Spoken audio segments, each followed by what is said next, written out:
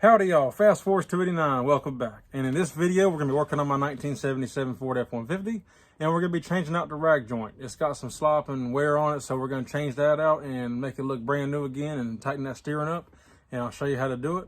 So let's jump into it and look at the parts we got and see how to get it done. This is our rag joint here. On a four-wheel drive, the gearbox is always up front. On a two-wheel drive, it's back at the back. Anyway, the rag joints all look the same. So to get to this, we're going to remove our windshield washer fluid bottle, and then we can get to it real easy. Luckily, somebody's already changed this one because you can see by the bolts, their factory ones had rivets. All right, so here's the rag joint that I got, ordered from LMC Truck. I could have went to O'Reilly's and got just a rubber piece that would probably fit, but I figured it'd just be simpler to order a whole new one. So, open this up, and we got some bolts and stuff, and I'll be honest with you, I'm not exactly sure what these are for, but we'll get into that and figure it out.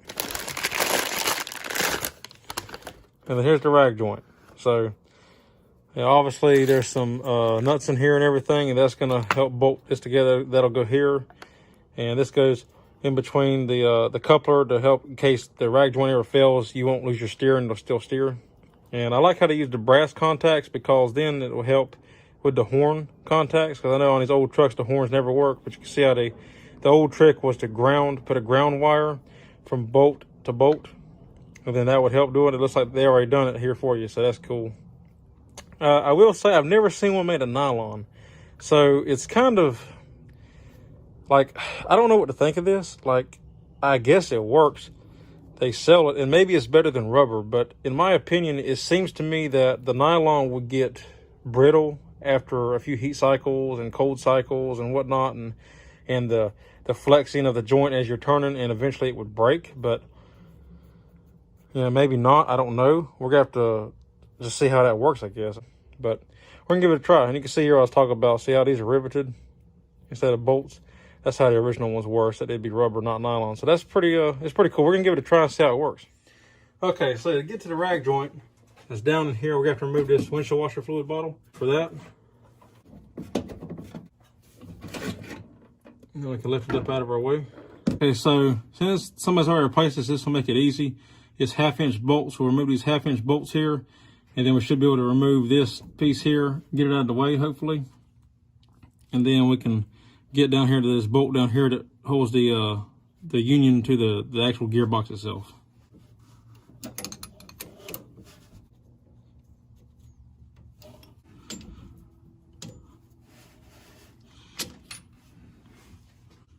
Now we got to turn it around so I can get to the other bolt. All right, so now we're about to remove the rag joint. I got the bolts pulled out. You may have to pull your steering column back like I did to pull this, get that loose. You're gonna need a 12-point socket for this special bolt here. I don't have a standard, so 11 fits it. We're gonna loosen this now.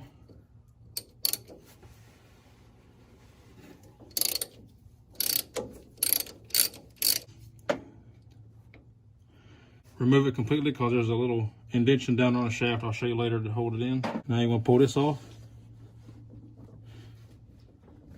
You may have to work it back and forth a couple of times to get that old dirt out of there.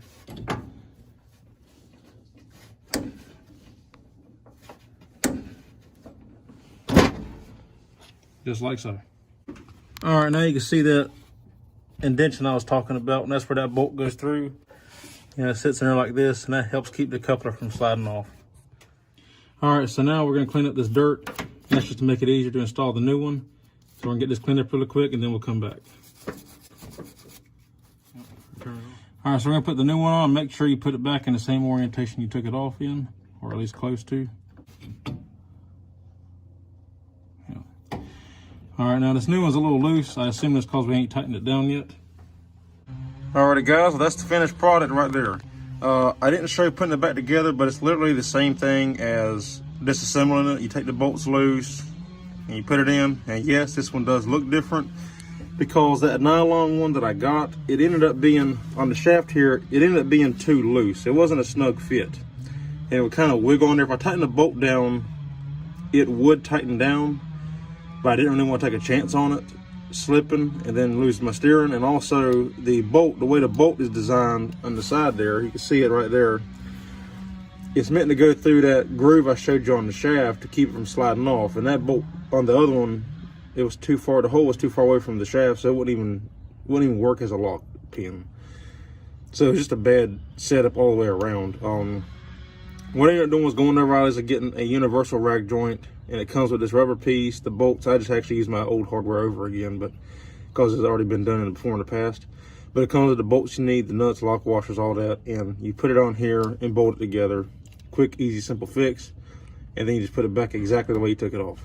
I didn't show it because my camera died on me, and didn't realize that I was going to explain all that as I was doing it. But here's the end product. It's the same thing. You got to see how it comes apart. It's the exact same thing putting it back together. So, but that's the finished product, and it is tighter now, and it looks better and feels a lot better when driving. All right, guys, that's all there is to it. We're done. Like I said, apologize for me not showing you. My camera was dying, and it just, yeah, whole ordeal. But it's real simple and easy. Like I showed you, if you follow the steps to take it apart, it's the same thing. Then you just take your hardware apart on your old one if it's already been done. Now, I couldn't show you because mine had already been done. But if yours hasn't been changed, which by now pretty much all of them have, as old as they are. But if they haven't, they're riveted together. So you're going to have to grind the rivets off or drill them out to change it. So that is something that you would have to work with if that's a problem. But usually by now they've all been changed anyway. So you just unbolt the stuff, put a new one on. I actually got to do one on the 76 too. It ain't real bad, but I feel a little bit of looseness. So I'm going to end up changing it, and I'll show you on that one step by step how to change it over. And this one's been changed before too. So I still can't show you the rivet method on how to change them, but all you gotta do is ground the rivets out or drill them. So, but yeah, I'll show you on this one when we get ready to do it in a future video.